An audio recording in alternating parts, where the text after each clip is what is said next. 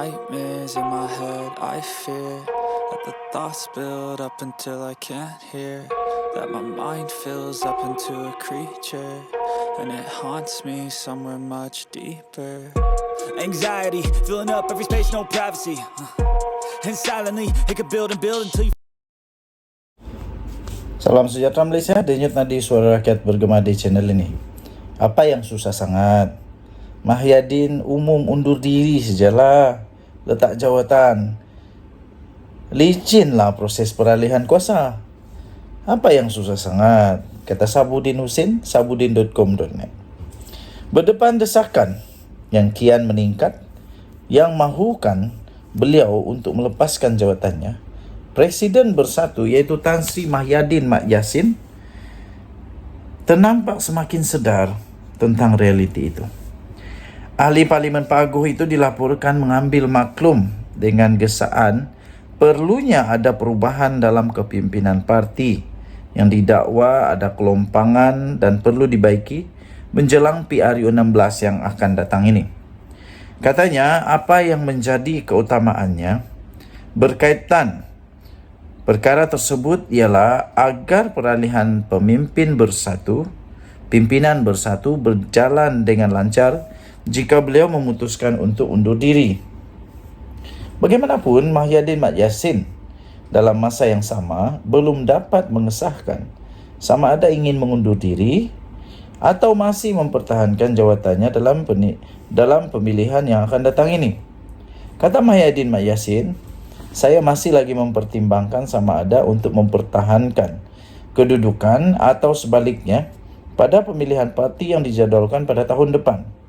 Katanya sebagaimana yang diinterview oleh sebuah portal berita. Ini yang payah nih. Sekejap sedar tentang gesaan perubahan dan adanya kelompangan dalam parti yang perlu kepada peralihan kepimpinan yang lancar. Tetapi di waktu yang sama, belum juga mahu memutuskan pula sama ada ingin mempertahankan jawatan atau tidak. Jika Mahyadin benar-benar sedar tentang perlunya perubahan dan mahu peralihan kepimpinan berjalan dengan lancar, keputusan tidak mempertahankan jawatannya perlu segera untuk dimuktamadkan. Peralihan kepimpinan dan dalam bersatu tidak mungkin boleh berjalan dengan lancar selagi Mahyadin Mat Yassin masih belum ada keputusan sama ada ingin mempertahankan jawatannya atau tidak. Hanya jika beliau mengumumkan berundur dan tidak lagi mempertahankan jawatannya saja, itu akan menjadikan proses peralihan boleh berjalan dengan lancar. Dengan kedudukan Mahyadin sudah tepu kerana pernah menduduki kursi Perdana Menteri sebelum ini, selain ada kes mahkamah serta isu menantu yang melarikan diri, ini adalah asas paling kukuh perlunya beliau untuk mengundurkan diri. Jika Mahyadin terus memimpin bersatu, gabungan PN tiada harapan lagi di mata rakyat kerana era kegagalannya sebagai Perdana Menteri pada sebelum ini akan terus menjadi igawan ngeri kepada pengundi. Untuk menggantikan tempatnya, tiada pemimpin lain yang lebih lagak dan sesuai untuk mengambil alih teraju kepimpinan bersatu selain Hamzah Zainuddin.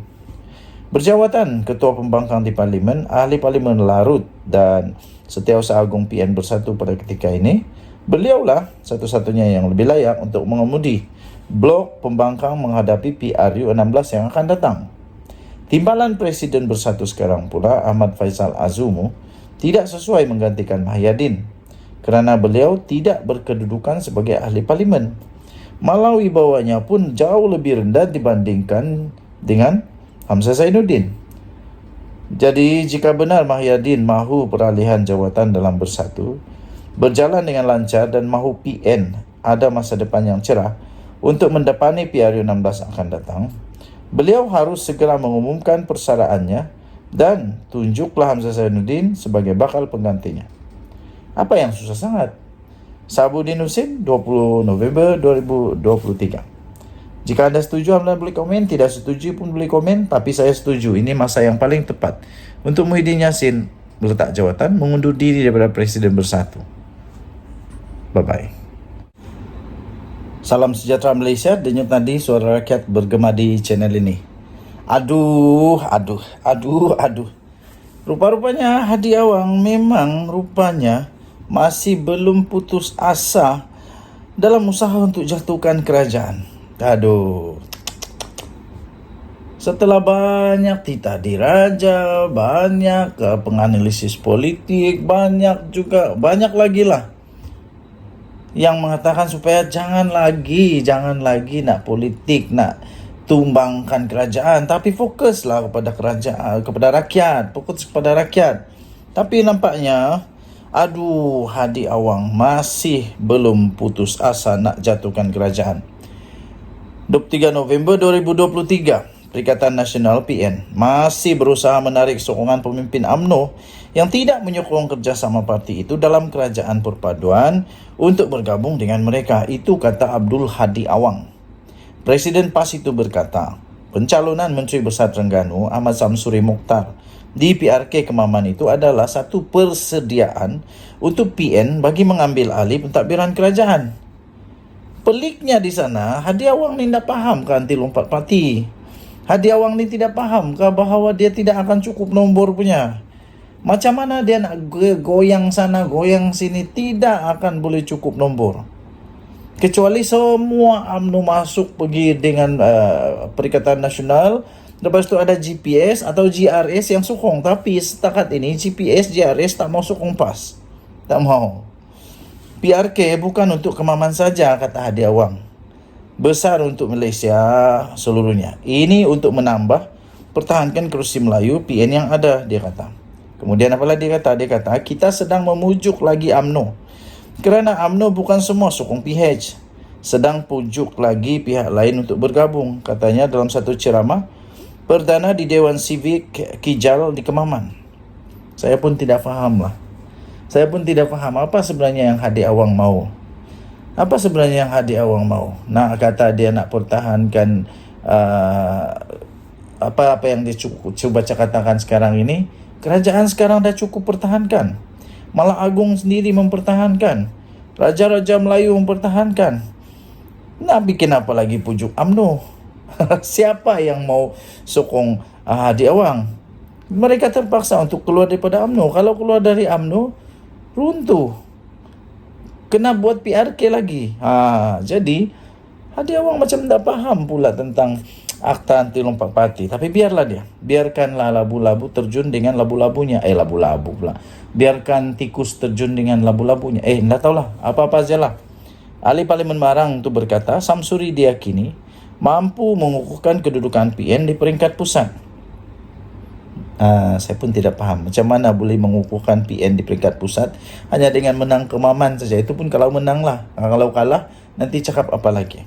Oleh kerana katanya kita nak ambil langkah lebih jauh lagi, iaitu kerajaan pusat. Sebab itu bila kerana kosong Kemaman, kita ambil dia Samsuri nak teguhkan kedudukan kita di kerajaan pusat. Teguh apanya? Apa kena mengena? Pening, saya pening. Maka kemenangan di PRK Kemaman sangat penting untuk ambil alih kuasa pemerintahan orang Islam, katanya. Hadi Awang berkata, menggalas tugasan sebagai Menteri Besar bukan halangan bagi Samsuri jika terpilih menjadi ahli parlimen. Kita tengok nantilah. Adakah dia boleh lakukan dua tugas secara serentak? Nanti jangan pula selepas tu asyik-asyik tak dapat datang pergi parlimen kerana Menteri Besar banyak kerja di negeri. Pening juga. Jadi tuan-tuan dan puan-puan yang dihormati sekalian, saya agak tidak faham lah. Saya betul-betul tidak faham. Kenapa Hadi Awang masih lagi berusaha untuk menumbangkan kerajaan perpaduan ini? Lagi pula kerajaan perpaduan ini adalah kerajaan yang diilhamkan sendiri oleh Seri Paduka Baginda yang di Pertuan Agong. Apa yang PN boleh dapat dengan hanya menang di Kemaman? Pelik bin ajaib. Satu kerusi tak akan boleh menumbangkan 147 kerusi. Datuk Seri Anwar Ibrahim sekarang ada 147 kerusi. Dan PN hanya ada 70 lebih kerusi saja. Jadi sangat jauh itu. Dia perlukan untuk dia nak pergi dapat majoriti mudah, dia perlu Semua UMNO, Barisan Nasional, join Perikatan Nasional. Lepas itu, dia perlu pujuk lagi ahli bebas, ahli parlimen bebas, ataupun dia perlu pujuk lagi daripada GPS atau GRS, baru dia cukup nombor. Kalau tidak, minta maaf, tidak akan. Dan jadi, Suara Rakyat, bagaimana channel ini? Bye-bye.